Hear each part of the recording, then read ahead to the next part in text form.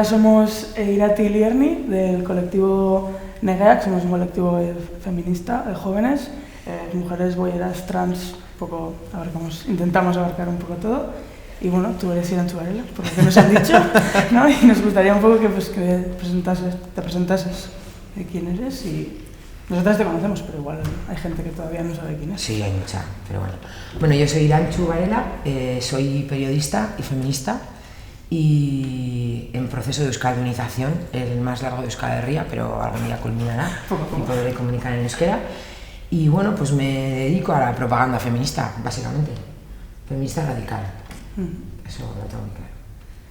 Sí, también nos gustaría saber un poco, no sé cómo, dónde, por qué conociste o llegaste al feminismo, cuál es tu trayectoria.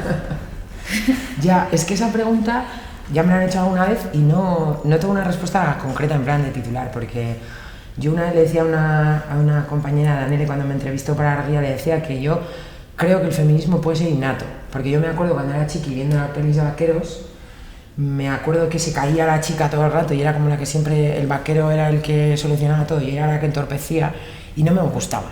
Entonces yo creo que el malestar la sensación chunga de que el papel que te han asignado como mujer en la sociedad, a mí no me gusta desde pequeña. Lo que pasa que, bueno, pues luego primero vas entendiendo de manera muy intuitiva, escuchas, vas a charlas, no sé qué. Intenté en la uni, fíjate, me intenté meter en un colectivo feminista en la uni y no me gustó porque era no mixto. Y en esos momentos los argumentos para que no fuera mixto, esto es, me estoy tirando una gran palada de tierra a mí misma, pero no lo entendí. Entonces, bueno, pues he hecho como intentos de militar en espacios más o menos duraderos, pero yo creo que ahí en la uni yo creo que es donde por lo menos a mí me surgió la conciencia política así un poco más armada. Y entonces, pues eso, en Vizcaya, pues conocer a la Asamblea de Mujeres de Vizcaya de siempre, he estado mucho picoteando. Y luego, pues ahora milito en un colectivo mixto, que es una cosa que yo creo que algún día nos tendríais que poner las de colectivos autónomos una pequeña estatua abajo, porque militar desde el feminismo en un colectivo mixto es durito, pero yo creo que por lo menos es un espacio en el que una temporada de tu vida puede ser un trabajo de campo chulo. Y yo suelo decir que yo en su día me empecé a leer a las clásicas, pues El segundo sexo, Betty Friedan, Kate Millett y todo eso, porque es que todavía no había escrito Chica ciega de venir perra, todavía no existía Teoría King Kong y todas esas cosas, entonces pues nos tuvimos que leer estas cosas profundas, así, ¿no? Y pues así, picoteando, yendo a charlas, metiéndote en grupos, encontrando amigas, haciendo alianzas, pero es una trayectoria bastante natural, heterodoxa, ¿no? Sí, o sea, es eso, es trayectoria me parece un poco serio para como yo lo vivo, ha sido como un viaje en el que cada vez ha tenido más presencia hasta que me he convertido en esta feminista radical, irredenta y sin solución. Luego, al estar tanto en los medios, vamos a decir, o el programa que tienes tú de vídeos y tal, bueno, pues creemos que se crea como un personaje, o parece, o igual no, igual eres así, o sea, queríamos saber igual si la Irantxu Varela personaje es la misma persona que Irantxu Varela en su día a día, ¿no? ¿Estás tan enfadada con el mundo como parece o es...? Bueno, la mala noticia es que no es un personaje, soy así. O sea, no voy con una gorra de feminazi o con un gorro de árbol de Navidad por la calle habitualmente. Vale. Las gafas de pestañas son de palo, todavía veo bien, como dijo una amiga, todavía veo bien para mi edad, pero es que no, o sea, en realidad, sobre todo en los vídeos, que es donde más me conoce la gente, empezaron en serio. De hecho, si habéis visto los primeros, es un intento de hacer vídeos en serio. Duró uno, el segundo ya empecé a hacer un poco con ironía y así, y ahora ya soy una mamarracha totalmente profesional. Pero empezó en serio. Entonces, en su día cuando me propusieron hacer El tornillo, me propusieron que buscara un personaje, pero yo no soy actriz, entonces me pareció que buscar un personaje era muy difícil por un lado y aparte que le podía quitar gracia al mensaje, así, ¿no? O sea, igual le tenía que poner esfuerzos en hacer el personaje y no tanto el mensaje. Entonces, lo que sí he descubierto, que con humor puedes decir muchas cosas que seria no puedes decir, o que puedes decir lo que quieras, pero que no calan igual. Entonces, pues empecé a usar primero la ironía, luego el humor, luego los disfraces y esas cosas que me encantan, y empezaron a funcionar, y ya con el tiempo sí he ido creando personajes. La feminazi, esto fue porque un amigo me regaló un gorro y entonces dije pues voy a hacer una feminazi, y funcionó tanto que tengo amigas que dicen que les cae mejor la feminazi que yo, me invitan a los cumpleaños a ella, y luego pues haciendo cosas que se me ocurren, veo que funcionan y que me dan como espacio para decir cosas nuevas, y pues por ejemplo la feminista superficial, que es la de las orejitas de leopardo, pues me da para hacer un poco desde la burla, pues hablar de posturas que no se sostienen de ninguna manera, ¿no? Entonces en vez de decirle a la gente, mira, esto que estás contando no se puede defender, pues haces una sátira de esa postura y espero que la gente lo entienda. Y en cuanto a lo de enfadada, pues depende. Yo estructuralmente estoy bastante enfadada con el heteropatriarcado y con la masculinidad tal y como la vivimos en el heteropatriarcado. Lo que pasa que yo creo que no parezco muy enfadada, ¿no? O sea, pero yo creo que con el humor, o sea, que es lo más revolucionario que hay. O sea, no es solo porque con el humor es un instrumento pedagógico y de propaganda muy fácil de que la gente lo capte, sino porque a mí me parece muy revolucionario reírse, hacer cualquier lucha con alegría, y luego además una tía haciendo humor es doblemente revolucionario. Esto es lo que dice Virginia Aymar, ¿no? A nosotras nunca se nos ha dejado hacer bromas, nosotras éramos el objeto de bromas, pero sujetas del humor es muy difícil que seamos. Entonces, el otro día vi un espectáculo de Anne la Vaca, la Bercholari y Bea, una compañera que es clown, que hacían, fue muy duro, pero acababan diciendo eso, ¿no? Como que es la mejor lucha es la que se hace con humor. Y entonces yo sí estoy enfadada, pero trato de hacer a veces bromas, a veces ironías, a veces sarcasmo y a veces un poco de mala leche, pero así como disimulada. Pero yo me río mucho incluso del heteropatriarcado, más que con el heteropatriarcado, sí, me río de él. Porque el tornillo, porque en la tuerca, ¿no? Un poco, y a ver qué tipo de contradicciones también te genera estar en un sitio así. Pues fíjate que empezó todo en Gasteiz, porque sí, creo que fue en diciembre de 2013, se organizó una mesa redonda sobre medios de comunicación, internet y revolución. Y invitaron a una feminista, porque si no invitas a una feminista estos sábados quedas muy mal. Sí. Y en la mesa estaba Pablo Iglesias, que entonces solo era el de la tuerca, que ya era muy conocido, y de hecho la mayoría de la gente que vino a la charla venía por él. Y yo me lo ocurrí para que me pusieran justo antes, y entonces pues cuando él llegó tarde, entonces se sentó, y justo cuando se sentó en la mesa empecé a hablar yo. Y el vídeo está en YouTube, y la verdad es que al tío se le ve mirando como diciendo, ¿pero quién es este? O sea, porque yo era la primera vez que daba una charla en la que había más de 300 personas y la mayoría tíos, entonces dije, aquí voy a aprovechar estos 20 minutos como sea, y lo di todo, o sea, metí, pum.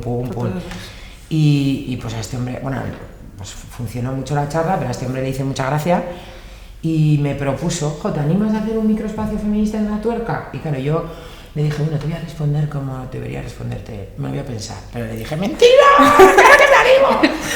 Porque me parecía una oportunidad de estar en un espacio que, claro, entonces no estaba vinculado a Podemos, entre otras porque Podemos no existía, y que era un espacio como muy de referencia para la gente de izquierdas, donde había debates que no se daban en otros medios y así. Entonces, claro que me animé, o sea, dije que sí en el mismo momento, y le puse el tornillo porque mi primera opción era llamarlo la puerca. Haciendo los juegos de palabras obvios me gustan un montón, pero llamarlo la puerca, me dijo una amiga, te vas a encasillar, gracias a María, que le hice caso. Y entonces pensé, bueno, pues un juego de palabras obvio, la tuerca, pues el tornillo, o sea, es como muy binario, muy coitocéntrico y muy así, pero tiene la gracia que el tornillo sea yo y la tuerca sea ella, ¿no? Y sobre las contradicciones, hombre, pues cuando empezaron, cuando crearon Podemos, y era, vale, es un medio independiente, pero la mayoría de la gente de la tuerca está en Podemos. Sí. Pero bueno, pues no, o sea, no me han dicho en ningún momento, o sea, no es que me mandan ninguna directriz ni me han censurado, o sea, yo hago absolutamente lo que me da la gana y nunca me han puesto ni me han dirigido, y cuando ellos ya saben que yo estoy implicada en política, nunca ha habido ningún problema. Entonces no me genera contradicciones, más allá de que fuera de Euskal Herria la gente cree que soy de Podemos y no es así, pero bueno, pero cuando tú buscas Irantzu Varela en Google, las primeras dos que aparecen es Irantzu Varela Podemos y Irantzu Varela Feminazi. Feminazi, sí. Es que empiezo a creer que es mi segundo apellido, sí. Entonces, claro, Podemos fuera de Euskal Herria supongo que tiene un problema porque creen que la mayoría de la gente cree que soy de Podemos, pero bueno, pero como medio de comunicación que jamás me ha O sea, además yo he hecho, o sea, en el tornillo he hecho guiños a campañas de, pues cuando la campaña de Libre o cosas así, y no, es que no me han dicho, nunca jamás me han tratado de dirigir nada. Entonces, en ese sentido no me genera contradicciones, he salido de sitios mucho peores. Y bueno, yo creo que también hay una cosa muy dura que es que la mayoría de la gente que es el público de... Bueno, también salen en público en el periódico online. La mayoría de la gente que ve esos espacios son gente de izquierda supuestamente, y hay unas respuestas muy bestias y muy negativas, y que de hecho una vez Pablo Iglesias comentó en La Tuerca que nunca habían tenido respuestas tan negativas a ningún vídeo hablando de nada, como las que tengo yo en cualquier vídeo hablando de cualquier cosa. Entonces creo que es un espacio necesario. Sí. Y yo eso sí tengo claro, mientras me dejen, pero bueno, yo eso también lo he hecho saliendo en ETV. O sea, yo era, ¿puedo decir lo que me dé la gana? Sí, siempre me parece muy sorprendente, pero si me dejan decir lo que me dé la gana, en principio no tengo problema, no me genera grandes contradicciones. En Euskal Herria la gente ya sabe perfectamente dónde milito yo, y la gente de La Tuerca también sabe perfectamente dónde milito yo, y el resto pues que googleen un poco. Sí, ¿no? O sea, claro, es que si te quedas con la primera opción, pues... No, entonces no llegas a la segunda. Y luego hablamos mucho de... Al final en los vídeos tú hablas de teorías, ¿no? De manera graciosa, irónica, tal, pero hablamos de términos y de una teoría que luego incluso a nosotras también nos cuesta llevar a la práctica. O sea, es muy complicado porque nosotros no sabemos de memoria ya, ¿no? El decálogo de cómo hacer las cosas, pero luego nos cuesta un montón de decir, ¿y con esto qué hace? ¿Cómo hacemos? ¿Qué hacemos? O sea, me imagino, nosotras somos más jovencillas todavía, igual no hemos estado en tantos sitios, y ¿cómo crees que hay que llevar eso a la práctica, ¿no? Dejar la pedagogía y hacer. Ya. Es que yo creo que ese es el gran tema del feminismo. De hecho, que fuera una feminista, que recuerdo una vez más que fue Kate Millett y no Angela Davis, la que dijo los personajes políticos, tenía que ser una feminista la que dijera eso, porque creo que no hay ninguna manera, o sea, ninguna construcción política ni ninguna ideología en la que eso sea más vigente, ¿no? Tenemos el discurso, estamos organizadas, no sabemos los manuales, pero luego aplicarlo en la práctica personal es lo más difícil. Pero precisamente porque eso es el feminismo, es el que trata de desmontar todo ese adoctrinamiento que tenemos las mujeres para ser obedientes y sumisas al heteropatriarcado. Entonces, claro, hacerte feminista, organizarte y leer ayuda mucho, pero luego tener una práctica no heteropatriarcal es la gran pelea de tu vida, porque nos han adoctrinado desde que nacemos a ser mujeres como el heteropatriarcado manda, ¿no? Nos construyen, como decía Simone de Beauvoir, y estamos adoctrinadas y adiestradas para querer ser mujeres como el heteropatriarcado manda, ¿no? Para enamorarnos, cumplir todo el amor romántico, disfrutar de cuidar más que de que nos cuiden, vivir la maternidad como una opción que es la única que nos construye como personas, los cánones de belleza impuestos los tenemos metidos dentro. Entonces, a mí me parece muy difícil. Yo, hace tiempo, mucho antes del tornillo, cuando empezamos con Factoría Lila, me asumí un poco una responsabilidad de traducir ese discurso político en cosas que interpelen a las mujeres que no saben que son feministas. Yo tengo la teoría de que todas somos feministas, pero que no saben qué son. O sea, que igual no se han leído a Simone de Beauvoir, no saben quién es Judith Butler y se leen un texto de Paul Preciado y les hacen los ojos así, ¿no? Entonces, yo he asumido un poco la responsabilidad de hacerlo, traducirlo, no solo a un lenguaje demasiado popular, porque a veces me da miedo. Cada vez que conozco a... Pues cuando le conocí a María Pérez Orozco y me decía que veía los vídeos, digo, oye, mamá, ¿qué pensará esto de cómo traduzco yo sus teorías? Claro, pero no solo traducirlas para que sean de un lenguaje más asequible, sino que interpelen, o sea, que toquen, que cuando dices, me río de las cenas de Navidad, la gente diga, coño, pues esto me pasa a mí. O cuando me río de que cuando decimos que no somos lesbófobas, pero luego decimos, ay, chica, pero tampoco hace falta ser tan explícita, ¿no? O sea, ese tipo de... Para eso me sirve mucho la feminista superficial. Para cuando nos reconocemos o en comportamientos que alimentan el heteropatriarcado o en cosas que no sabemos por qué, pero que nos molestan. Entonces es como tocar, tía, esto no te pasa a ti porque estás chiflada o porque eres una que no tiene aguante, sino te pasa a ti porque te tienes el malestar que no tiene nombre, como decía Betty Friedan, y se llama heteropatriarcado, ya te lo explico yo. Y ya lo diré muchas veces hasta que tú lo... Entonces, el hecho de tirar de la experiencia personal sobre todo de las mujeres para que se identifiquen con las cosas que yo cuento y vean que, claro, es una mala noticia entender que todas tus prácticas vitales están absolutamente atravesadas por el heteropatriarcado, pero la buena noticia es que las puedes cambiar. O sea, que montar la revolución anti-heteropatriarcal, estamos en ello, pero nos va a llevar todavía un tiempo, pero hacer una revolución anti-heteropatriarcal en tu vida, una revolución feminista, resulta fácil. Puedes desobedecer en cosas sencillas, como perder el sentido del ridículo, una cosa en la que yo, como sabéis, ya he avanzado mucho, o no preocuparte de que hablen de ti no sé qué, o plantearte otras opciones sexuales, o dejar de sonreír en las cenas de Navidad, o dejar de hablar mal de otras tías, por ejemplo. O sea, yo quiero creer que propongo cosas sencillas, pero que al final son cambios sustanciales, ¿no? Porque... Es lo que un día estábamos, sin más, tuvimos reunión y luego nos fuimos a tomar algo y hablamos, ¿no? De que al final se convierte en una vida militante. O sea, tú estás todo el día... Yo, por ejemplo, yo les dije, yo pienso que con los que hago ya es como que, ¿no? Lo que dices tú, te vas tocando, poniendo en duda todas esas cosas y eso al final... Sí, al final también ver toda esa teoría, ¿no? En la práctica, en tu día a día, un poco identificar. Sí, que yo creo, el otro día me encantó porque una compañera que estaba en un taller me decía que cuando empezó a leer feminismo le fascinó porque resulta que descubrió que todo lo que ella pensaba, desde lo intuitivo, se lo explicaban. Y digo, claro, es que eso es el feminismo, descubrir que no estás fatal tú ni estás chiflada, sino que estás detectando el efecto que tiene ser una sujeta de opresión en ti misma. Y descubres que hay un montón y descubres que hay algunas que han pensado sobre ello y lo han escrito. Y además es que yo, cuando a veces se acusaba el feminismo de hacer una separación muy, por un lado las académicas y por otro lado la militancia en la calle, yo lo digo siempre. Y luego aparte ahora con el ciberfeminismo, este nombre que es como medio raro, pero que parece que hay gente que podemos estar en las redes, pero que eso no tiene nada que ver con la lucha de la calle.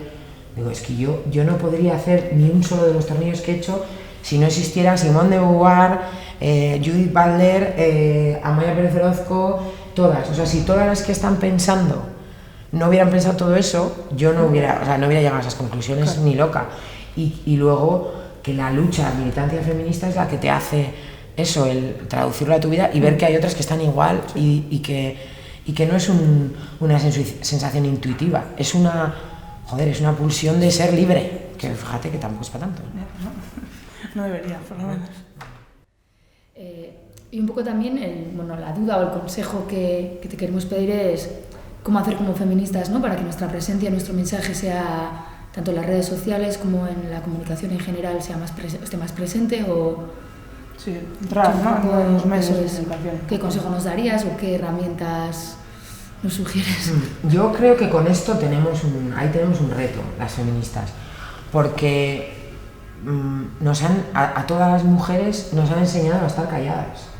Es decir, vivimos en un mundo en el que en los medios de comunicación, en los espacios de decisión, en los espacios de poder económico y poder político, no estamos, porque ver una foto de un consejo de ministros o del G8 o de cualquier consejo de accionistas de cualquier empresa o cualquier directiva de cualquier cosa es no haber tías. Entonces, nosotras nos han impuesto no estar.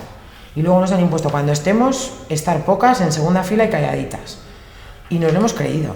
Entonces, no estamos acostumbradas a tener voz. Quiero decir, hay espacios de militancia mixta que hay más tías que tíos y seguimos hablando menos menos veces y menos tiempo y más bajo. Entonces yo, consejo no doy pero yo creo que el reto es que hay que estar, a mi entender, en todos los lados. Esto es un debate siempre, ¿no? Que parece que, claro, el día que haya un programa de debate serio, con fundamento feminista, bien ideologizado y bien planteado, pues será un gran día, pero no es hoy. Entonces, hasta que nos llamen a un programa o a una tertulia o lo que sea, de fundamento en el que tenemos la garantía de que vamos a poder decir todo lo que queremos decir, tenemos que estar en los espacios que hay. Entonces yo creo que hay que ir a todos los lados. Hay que estar en los medios de comunicación, hay que estar, cuando hay una rueda de prensa, que cada vez vienen más a nuestras ruedas de prensa, pero hay que currarse mucho estar en los medios de comunicación, porque la mayoría de la gente construye su pensamiento político a través de los medios de comunicación. O sea, a las charlas, a las manis y a las asambleas vamos las que vamos. Pero en los medios de comunicación la gente no es idiota que está mirando la tele con cara de boba y que solo quieren basura. Hay gente que está esperando escuchar mensajes como los que tenemos nosotras que decir. Entonces yo creo que, claro, para esto hace falta empoderarse, o sea, creer que tenemos que estar creer que tenemos mucho que decir y aprender a decirlo. O sea, talleres de hablar en público, pues hacemos. Entrenamiento, pues hacemos. Grabarnos entre nosotras, pues hacemos. Pero yo creo que hay que estar en todos los espacios, porque por muy, en principio, cutre que te pueda parecer un espacio, si tú llevas claro tu discurso y lo sueltas, es muy raro que te lo puedan manipular. Otra cosa es que no te vuelvan a llamar, que eso también puede pasar. Pero prácticamente, yo de hecho cuando iba a las tertulias de TV, tenía siempre el firme propósito de decir patriarcado y capitalismo en todos los programas. Habláramos de lo que habláramos, y lo conseguí, a veces un poco con resultados más o menos así, pero por lo menos tenemos que poner en la agenda, o sea, tenemos que poner patriarcado, heteropatriarcado en la agenda, tenemos que poner el discurso feminista en la agenda, porque además es que yo lo tengo tan claro que tenemos la respuesta para prácticamente todo, entonces yo creo que hay que estar. Y también creo que hay una cuestión que tiene mucho que, o sea, que es muy heteropatriarcal, que nos creemos que hasta que no hemos hecho 7 tesis doctorales y hemos escrito 3 artículos en 4 idiomas sobre un tema, no estamos capacitadas para hablar sobre él, cosa que a los tíos no les pasa, te hablan a ti del feminismo incluso. Entonces tenemos que empezar a empoderarnos con nuestra capacidad para hablar de determinados temas, y hay determinados temas sobre los que la respuesta las tiene el feminismo. Contra la violencia machista, la respuesta la tiene el feminismo, ¿no? Sí. Y sobre un montón de cosas más, ¿no? Entonces tenemos que empoderarnos desde ahí. Y luego hay una cosa tremenda, pero que es con la imagen. O sea, nos estamos currando no ser esclavas de que nuestro aspecto responda a los cánones de belleza heteropatriarcales, pero no nos lo creemos. Entonces, ay, no, yo no quiero salir, que luego me ven, y luego aparte que te reconozcan por la calle o que te digan que vaya pelos que llevabas o no sé qué, ¿no? Entonces tenemos que romper con eso. O sea, nuestra imagen es nuestra. Nos van a llamar, además nos van a llamar fea, gorda, malfollada, feminazi y amargada, mínimo. Esto es el estribillo de una canción que sabéis. Pero bueno, pues es como, pues tenemos que asumir que eso es porque nuestro mensaje escuece. Sí. Pero tenemos que estar, porque es que tenemos cosas muy interesantes que decir. Y hay muchas mujeres, estas que dicen, no, yo no soy feminista porque, o sea, es como, no es feminista porque no has tenido la oportunidad de escuchar a una feminista explicándote de qué va el feminismo, porque el día que lo escuchas, te apuntas. Entonces, yo creo que tenemos la responsabilidad de explicarle a la gente lo que es el feminismo, porque estamos dejando que sea el heteropatriarcado quien explique. Unas locas radicales que queremos cortarle el pito a todo el mundo e irnos todas a vivir a esto con nuestros pelos cortos y nuestras bigotes, ¿no? O sea, entonces es como, vamos a hacer algunas cosas de esas, otras no, pero que seamos nosotras las que lo expliquemos, porque si no, lo van a explicar otros. Y yo creo que eso, joder. Y unido a eso igual un poco, cuando tú haces los vídeos en El Tornillo, ¿a quién te diriges, no? O sea, ¿cuál es...? Porque has dicho que La Turca tiene un público tal, pero sí. ¿Y a cuál te gustaría llegar a ti? ¿A cuál es al que llegas? Mira, honestamente, yo cuando enciendo la cámara no pienso quién lo va a ver, porque si no, no haría enteras las cosas que hago. Bueno, entonces esto es una cosa. Pero, por ejemplo, con el tiempo sí he ido viendo que llega gente a la que a mí me sorprende llegar. Por ejemplo, a gente muy joven, sobre todo a tías muy, muy jóvenes, pero muy jóvenes, de 17, 18, 19.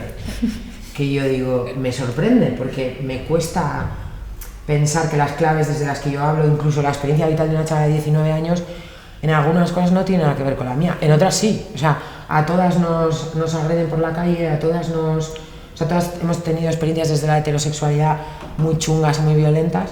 Entonces, me sorprende, porque no es una cosa que haga, lo hago mucho más intuitivamente, pero yo soy muy fan de la intuición, que llega gente muy joven. Y luego yo hablo para las tías, eso lo tengo clarísimo. O sea, mi objetivo es que las mujeres entendamos que estamos en una posición de dominación, que sepamos cuáles son las herramientas que tenemos para salir de ella, que la analicemos esa posición de dominación, que nos rebelemos y en la medida de lo posible que nos organicemos, porque para mí eso es fundamental.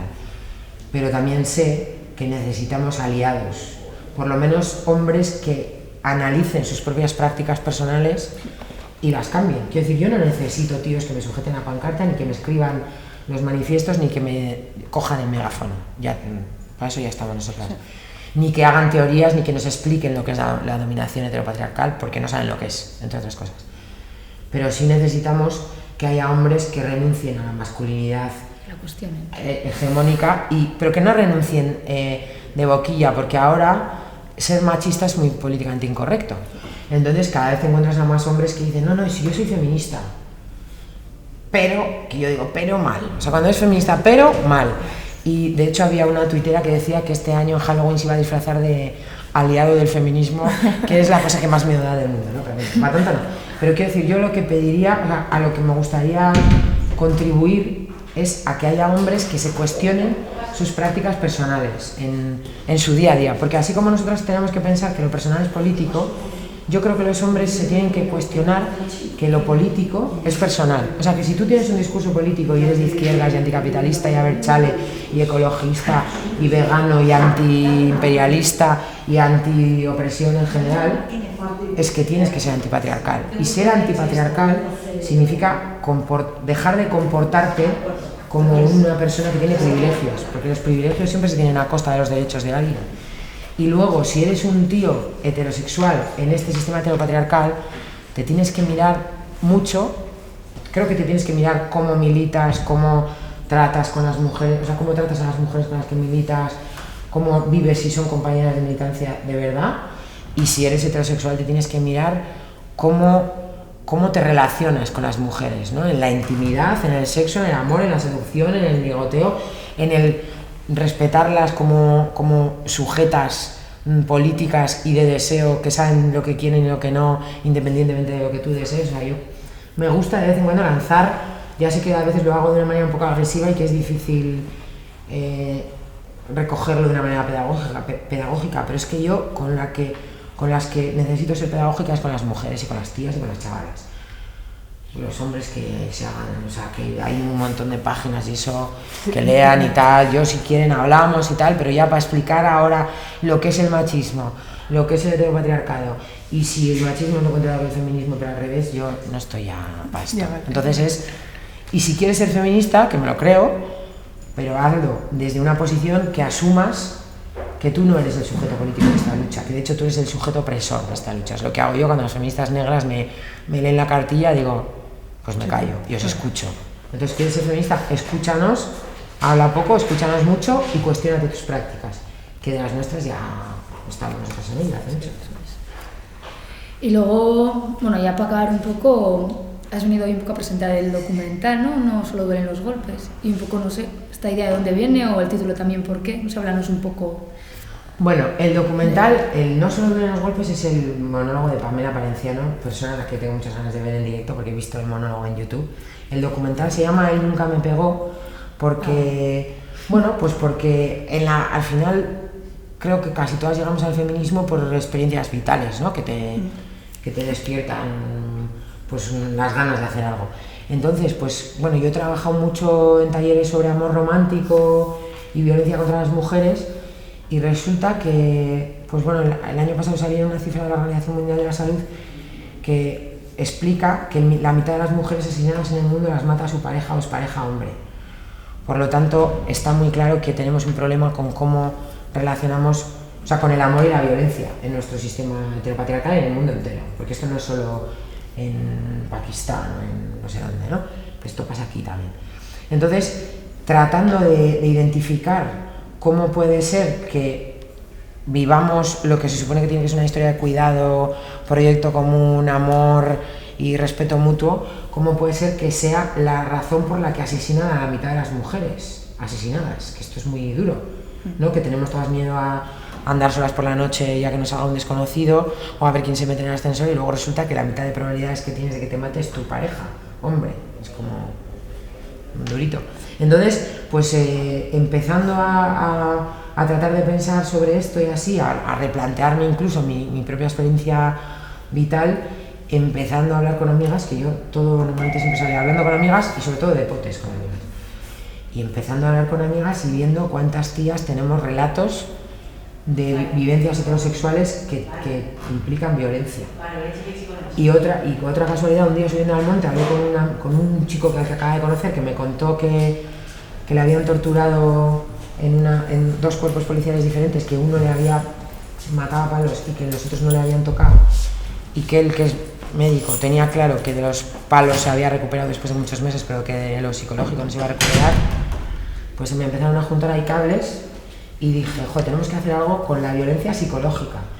Y se llama así porque es una manera de dejar claro, estamos hablando de violencia, pero no de violencia física, pero también porque todas las tías que participamos en el documental decimos que ojalá nos hubiera pegado, pero no porque creemos que nos hubiéramos ido, que esto es lo que creemos todas. A mí un día me pega mi pareja y me piro. Y en este caso son 3 testimonios, las 3 decimos ojalá me hubiera pegado, pero no porque me hubiera ido, sino porque cuando ahora que he salido la gente me pregunta ¿pero te pegó?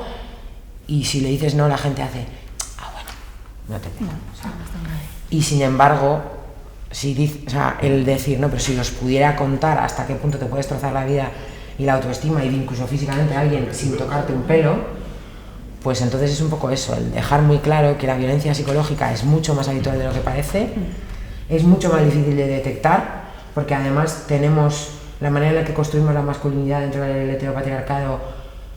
Es muy difícil diferenciar quién es un tío violento, porque tenemos tíos súper majos a nuestro alrededor que luego a la mínima dan un puñetazo en la mesa o se cagan en Dios o van diciendo cuando van al fútbol, por ejemplo, y nos parecen comportamientos normales. Entonces creo que es un poco eso, ¿no? Dejar claro que la violencia psicológica es muy muy difícil de detectar incluso para una misma y para el entorno, que nunca hay violencia física sin violencia psicológica primero, o sea, nadie es un majo, un compañero de vida estupendo y de repente un día te pega, eso no pasa. Y sobre todo el concienciar a la gente, bueno, el objetivo fundamental era que alguna chavala, mujer, tía lo viera y se planteara sus propias vivencias, por si a alguna igual le podíamos ayudar a detectar lo que estaba viviendo, pero también que nos pongamos las pilas de el problema no es los que le dan puñetazos y los que la matan a palos, que también, eso es la punta del iceberg. El problema es el que en una mesa le dice cállate que tú no tienes ni puta idea, delante de todo el mundo. Ese es el problema, y así hemos vivido todas y hemos visto a nuestro alrededor un montón de veces. Entonces, pues es un intento de, pues eso, de visibilizar eso y de por lo menos que nos pongamos a pensar qué tipo de amor romántico es el que estamos viviendo y permitiendo a nuestro alrededor, ¿no? El nombre del amor romántico, que todo lo cura y todo lo puede y que hace creer que el cielo en un infierno cabe, ¿no? Como dice la película. Y ya aprovecho un momento propagandístico para decir que ya hemos empezado como este documental, la verdad que nunca habíamos imaginado que iba a tener tanta repercusión. Estamos haciendo un segundo documental que se va a llamar Amor de Hombre, que también es sobre la violencia psicológica en el marco de la pareja heterosexual, pero que queremos que no sea solo testimonio, sino que también haya mujeres que dan herramientas para explicar por qué pasa esto, que es un poco lo que luego cuento en la charla después del documental.